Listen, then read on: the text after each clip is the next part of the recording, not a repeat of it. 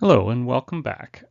In this lecture, I'd like to talk a bit about the language that we're going to use to talk about poetry in this course. For some of you, this may be a bit of a review, depending on how much you've studied poetry in the past, but I just want to start us out so that we all have the same basic vocabulary to work with.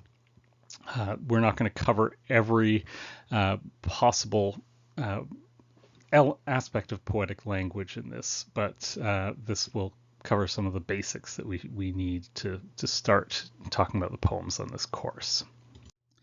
One important term to be aware of is figurative language. Figurative is basically the opposite of literal. So, when somebody says something like, my head literally exploded, no, what they actually mean is my head figuratively exploded. Figurative language is when the denotative meaning of a word diverges significantly from its connotation. So denotation is the literal meaning of a word, its dictionary definition, whereas connotation is what is implied by the use of a particular word that goes beyond that literal meaning. So the example I've given, bossy, controlling, authoritative, all have very similar denotations in terms of what they literally mean, but they have very different connotations. You would think very differently of a person that you used one of those words to describe compared to the others. There are many different types of figurative language, and this slide only scratches the surface. Some of them you probably are very familiar with already. Words like imagery, simile, metaphor are fairly common. Some are more complex. Words like metonymy, the reference to an object by means of an associated idea. For example, when you say the White House announced this morning, what you really mean is that the American president announced that, but the White House is a metonymy for the American president. Synecdoche is the substitution of a part for the whole. So in Homeric epic, you might say 50 sails when you mean 50 ships. The sails stand in for the whole ship. Personification, the attribution of human qualities to an inanimate object or idea. As I say, there are many more, and we'll talk about more as we go through the course. But these are some of the most basic ones. We can also talk about the sonic qualities of language, what they actually sound like when you hear them, and that's obviously something that's very important for poetry in particular. Uh, Alliteration is a fairly common word that most people know, the repetition of identical consonant sounds in a sequence of neighboring words. We can also talk about assonance, the repetition of identical vowel sounds in close proximity to one another. For example, in Wordsworth's I Wandered Lonely as a Cloud, he talks about a host of golden daffodils. The repetition of the O sound is an assonance. Consonants is a similar idea, but with consonant sounds in close proximity. So not necessarily at the beginning of the word as they are in alliteration, but throughout the line and in different positions within the words. So, for example, the L sound in Keats's line, "Thou foster child of silence and slow time." You can hear the L sound repeated in that line. Or we can talk about onomatopoeia, words that imitate or suggest the sound that they describe, crash, bang, and words like that. It's also very important in poetry to be able to talk about meter and rhythm. Most poems follow a regular pattern of syllables and accents, so many syllables in the line, the accents falling in a particular rhythm, the stresses within a particular line. These things determine the flow of the poem. We can often talk about this in terms of the metrical foot, which is basically one single unit of stressed and unstressed syllables, and then that unit is repeated again and again in a particular pattern. So it's possible to have many different kinds of feet, and I'll bring up a few of those as in the course of this course. But there really are only a few that are commonly used. So the one that you really should be aware of is iambic meter. It's the most commonly used meter in poetry. It consists basically of one unstressed followed by one stressed syllable. And the reason it's the most common poetic meter is because it's most similar to the rhythm of spoken language. It best approximates the way we actually talk, while also imposing a regular rhythmic pattern on the lines.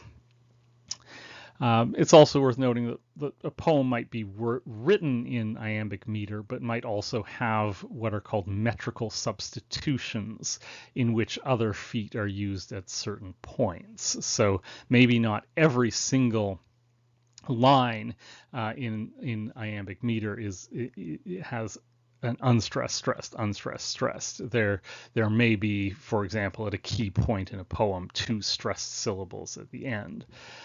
Or something like that. So we'll examine that more closely as we look at particular poems. We can also talk about the poetic line, and we can identify lines of poetry by basically the combination of the kind of meter they use and the number of feet in the line. So, for example, trimeter involves 3 feet, tetrameter 4 feet, pentameter 5 feet. If you've taken math, those correlations will be familiar to you. But iambic pentameter is the most common poetic line, consisting of 5 iambic feet, or 10 syllables. Most of Shakespeare's verse, for example, is iambic pentameter, and we'll definitely see a lot of that in this course as well. We also need to be able to talk about rhyme.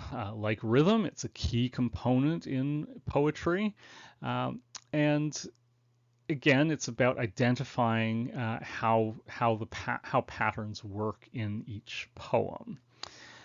We can talk about end rhyme as opposed to internal rhyme. End rhyme is when the final word of a line rhymes with the final word of another line, whereas internal rhyme is when the rhyme occurs within the line itself.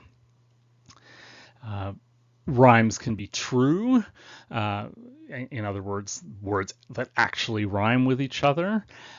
They can rhyme the final syllable of 2 words, which is called a masculine rhyme, or the final 2 syllables, which is called a feminine rhyme, or even the final 3 syllables, which is called a triple. But words aren't always true rhyme. Sometimes you can have off rhyme, words that don't quite rhyme but come close, and very often that's used by a poet for strategic effect.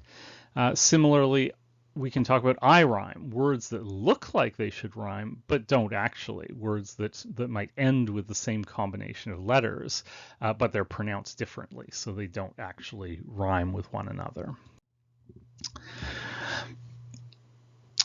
So when we talk about poems, we can talk about stanzas based on their rhyme scheme. In other words, which lines have end rhymes that rhyme with other lines. So when you're writing up a rhyme scheme, what you do is you start by reading the first line and assigning the letter A to the first line. If the second line rhymes with the first, then it's also an A. If not, you assign it the next letter, a B, and so on. So you could have a simple stanza might be A B A B, in which the first and third lines rhyme and the second and fourth lines rhyme. And again, we'll get much deeper into this when we look at particular poems in this course. And we also will be looking at poems that don't rhyme, or at least don't have consistent rhyme patterns, and that's called blank verse. Blank in that it is the absence of rhyme. We can also identify broadly different types of poetry. We can talk about narrative poetry, poetry that tells a story.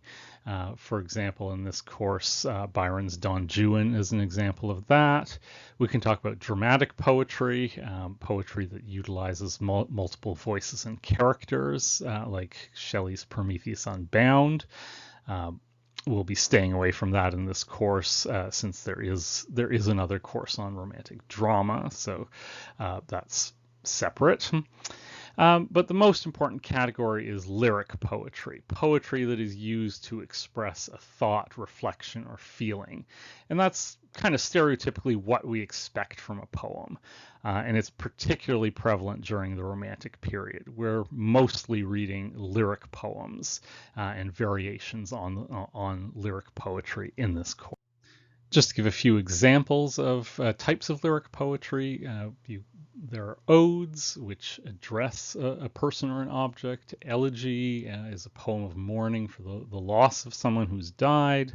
And we'll be looking at a lot of sonnets in this course, which are highly formalized poems about a single particular idea. Traditionally, that idea is always love, but in the Romantic period, it's very often about other things instead. So this lecture should have given us a terminology we can start to work with, and now we can move on towards looking at particular poems in this course.